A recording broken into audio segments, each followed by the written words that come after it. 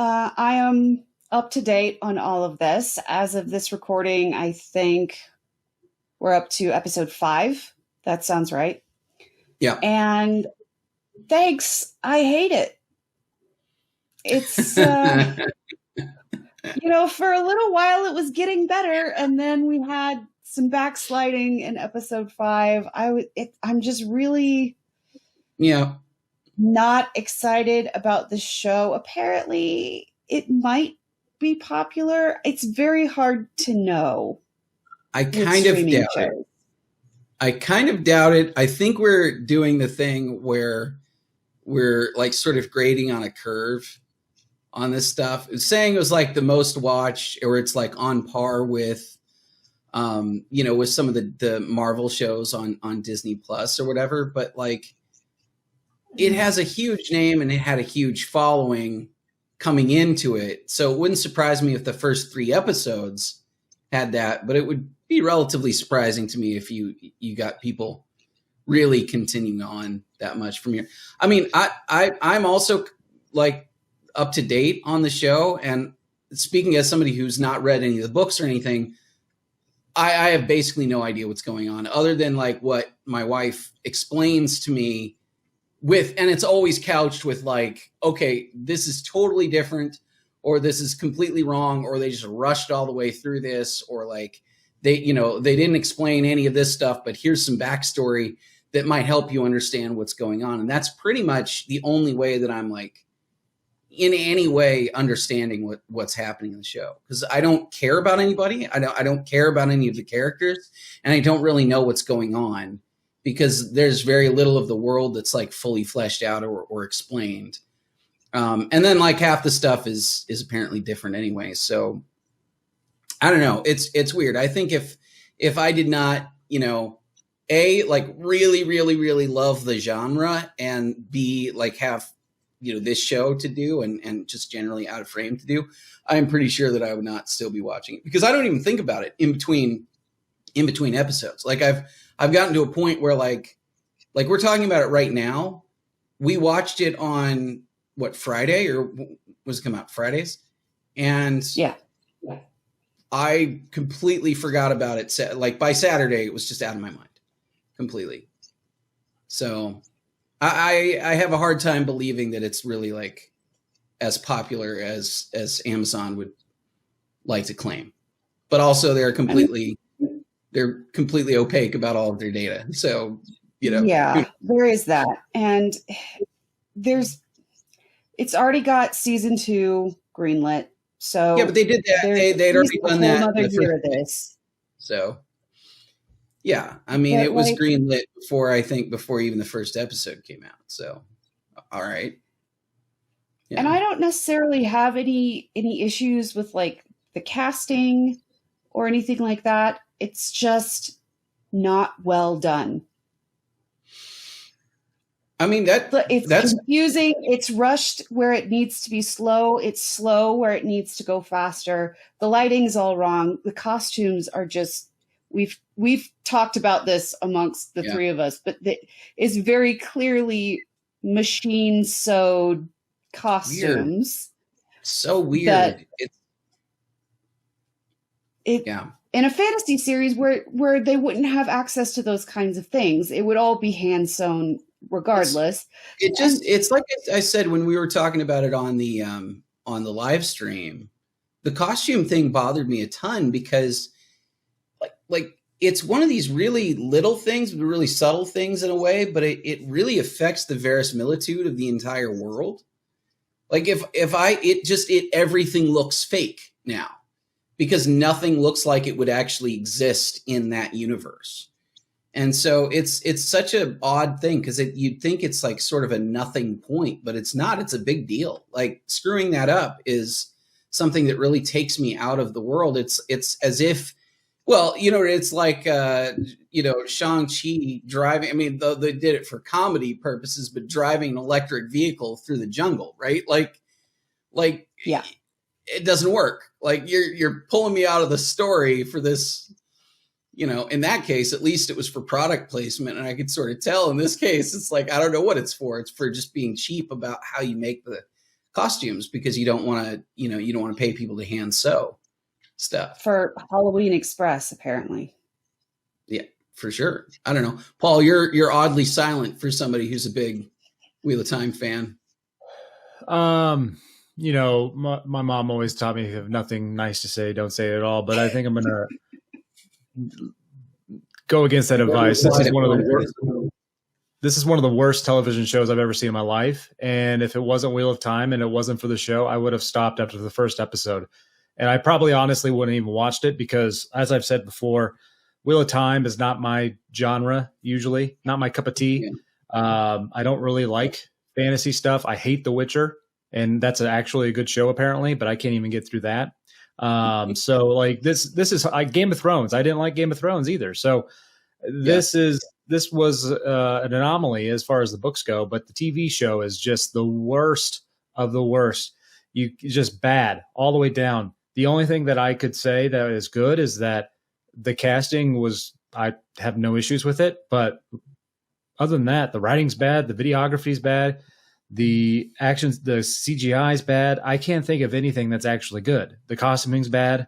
The changes to the story, like normally if everything else is good, kind of like some of the Lord of the Rings, they made changes from the books, but the movies were good. So, okay, I can accept it. Like you made a good movie. So, we can listen to your adaptations, but what they've done for this, it's just a bad show. And mainly because of bad writing. And that's not surprising in this day and age. Yeah. That is probably the more unfortunate piece of everything is that like what I'm experiencing with Wheel of Time is basically par for what I expect out of most of the entertainment industry at this point. It's like, it's poorly written. It's poorly conceived. Like, I don't really know. I don't know. It just feels like I don't know. Maybe it's just my expectations are too high in general, but like I kind of want a little bit better craftsmanship on stuff. And I get it. Like we're still in a world where, people do these fantasy series all the time and it's, a lot of times they're going to be not great because they don't have the budget. They don't really you're building a world from scratch and trying to put it on camera and it's tough. And I appreciate that. But this is a show that I was led to believe Amazon basically spared no expense for. Like they were putting in, tons and tons and tons of money. It doesn't look it in this case. And it doesn't really seem like it. So I don't know. It's kind of a bummer, man. Like I was kind of looking forward to this. And certainly, my wife was really looking forward to it. And it's just been kind of disappointing all the way around. But, yeah, your wife and I have been commiserating with each other. I bet.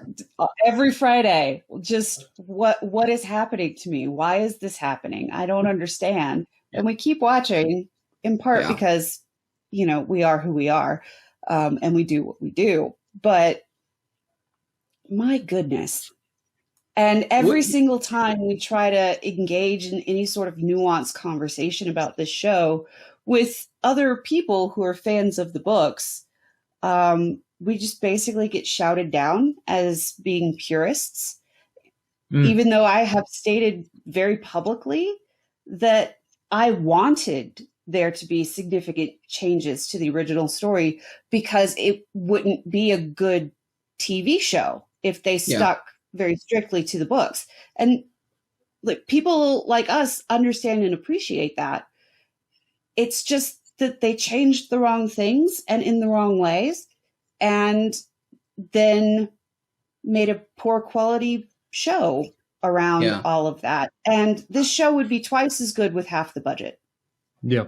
So said what I said. I'm very sensitive to the argument of, oh, you're just a purist and things like that. But even if like I try to stay away from those criticisms because things have to change from books to television shows to movies. Like it's just different. It's a different format.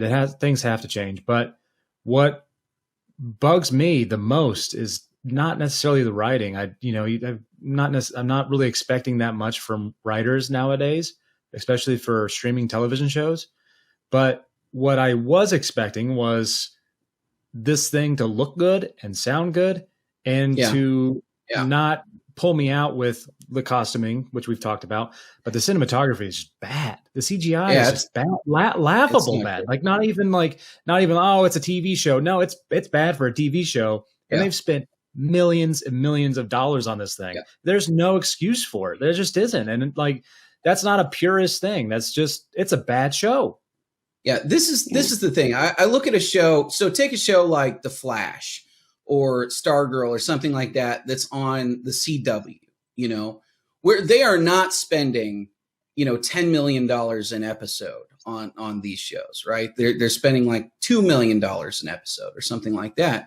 You know, like I get it. When you try to do, you know, King Shark or something like ridiculous on The Flash, it's not going to look perfect, but I'm going to accept it because I recognize that it's a limited budget show. It's on a fairly standard basic cable network, you know, at this point. Or I don't even know if CW might even be a broadcast network. I don't remember. It's broadcast. If you get it. But all right, so even worse, literally a broadcast network. They do not have the budget for this. And so I'm going to give it a little bit of slack. But like this show, I can't give that kind of slack to, especially on, honestly, like Amazon Prime has done some stuff because, you know, I would say that the cinematography and the CG for Carnival Row was considerably better. I think his Dark Materials, it's considerably better. Like Amazon has made some shows where they have not botched these kinds of things. And like, I don't know why you would do it for this. I don't know. Anyway, we should probably stop talking about this because the episode really wasn't meant to be about Wheel of Time, but it's just like, I don't know. It's just shocking to me that this ended up being that bad. Meanwhile, I want to shift gears a little bit before we get into Encanto. I want to point out that I'm actually very excited about The Witcher. Paul, you mentioned, so one of the things about The Witcher that I think is tricky for people, and I understand why you would have trouble getting through it. I was confused, like, because I watched the show before I'd read any of the books or tried to like get into the lore at all. And one of the things that I think is one of the most glaring mistakes of Witcher season 1 is that it jumps around in time so much without announcing it or letting you know. There's nothing in it that would help you understand that like you are bouncing from one time period to another over the span of like 50 years. You know, like there's huge time jumps that are happening, and there's sort of 3 different time periods happening simultaneously in that show. And it jumps around episode to episode, and you really don't know what's going on. I think if they had done a better job of just hand-holding the audience a little bit in that regard, I actually think that you and a bunch of other people would have gotten into it. But that said, having rewatched The Witcher a bunch of times, like it holds up really, really well. And it's a very, very good show. And I'm very much looking forward to season 2, especially because now that I've been seeing some of the previews, there's some things from the books that I'm really excited about. Jen, you and I were talking about the sort of sequence. I think it's the second book. I think it's the second book in the Witcher series. I don't recall. It is one of the first 2, which are collections of short stories. Yes. About Witcher. Yes. And so, if you're looking for a place to start there. Yeah, absolutely. Yeah, definitely. If you're interested in the show, I would definitely check out the books. But the sequence that we've already seen where Geralt is with like this beast guy, and it's a very Beauty and the Beast kind of situation, except for more kind of horrific and kind of interesting. And I don't know, I'm looking forward to it. And the guy, speaking of like effects and costuming and everything, like from what I saw from the preview, it looks great. So I'm really looking forward to seeing it. But I don't know. I mean, it's weird. Everybody keeps trying to make the next Game of Thrones, but I kind of wish that they would just try to make whatever they are making, you know, and not worry so much about whether or not it fits this other category. But let's what were you gonna say, Paul? Yeah, so the Game of Thrones, everyone's trying to make Game of Thrones, but the one thing I'll say that I didn't particularly like Game of Thrones just because of the story. It's not for me. But what Game of Thrones, the television show, did right was make you feel like this world was real. Even though it had fantastical, ridiculous things, the everything they did made it feel like you were looking at a real place. And you don't get that at all with the Wheel of Time. And it's the same thing that the Mandalorian has done so well, changing genres and all that stuff. But like you got to bring people in with everything. And it's all the little details all the way up to just how you shoot it and light something. Like it's and there's ways to do it that aren't expensive. So I'll stop there.